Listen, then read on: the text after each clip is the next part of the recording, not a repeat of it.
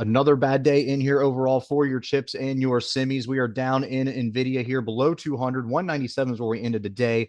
Basically flat on the day. We're going to see if we get a little bit of recovery in here tomorrow or not. But basically to the upside in here, we're watching the 202 mark. That's kind of where that 9-day EMA is lining up for a good spot for us to kind of go up and bang our head up against it at least.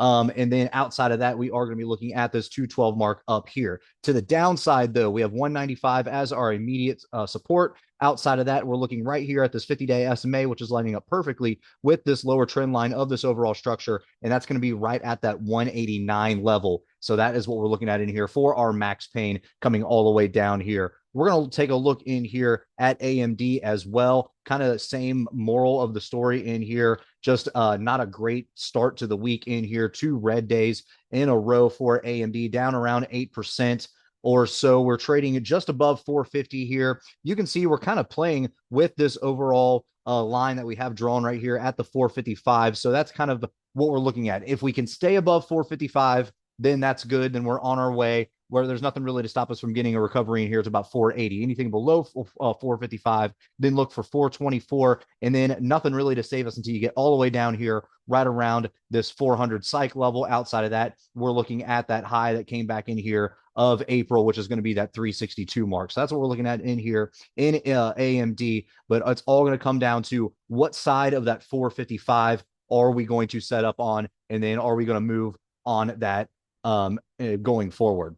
We're also going to take a look at Micron in here. You can see that we are out officially of this overall structure in here. We're going to see if we can climb back in it. But so far on the week, we are not respecting this lower trend line. So that is going to be an area that we are watching going forward. That's going to be right at that 855 mark. If we can climb back and then end up closing above this structure, then that is good. We're going to see if we can continue to respect this lower trend line. If not, then we're going to try to figure out where we're going to consolidate over here and then just let the candles kind of do the rest from there. But anything outside of 855, we're looking at that 900 psych level. Outside of that, 981. To the downside, we are going to be watching 818. That's our immediate support. But anything below that, 746, and then obviously 700 in here to the downside. So all in all, not really a good look in here. Not great start to the week. That's not how you want to close out the month of July, that is. So we're going to see what happens as far as recovery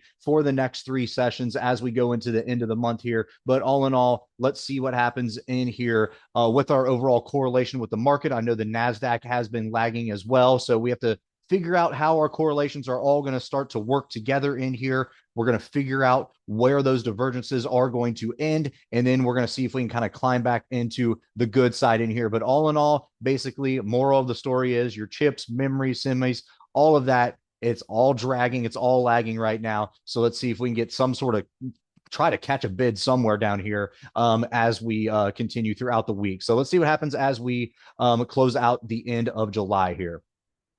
All right, guys, if you like this video, make sure to check us out on all of our social media. We also have a Discord service if you are interested, and you can find all of our socials in the description below.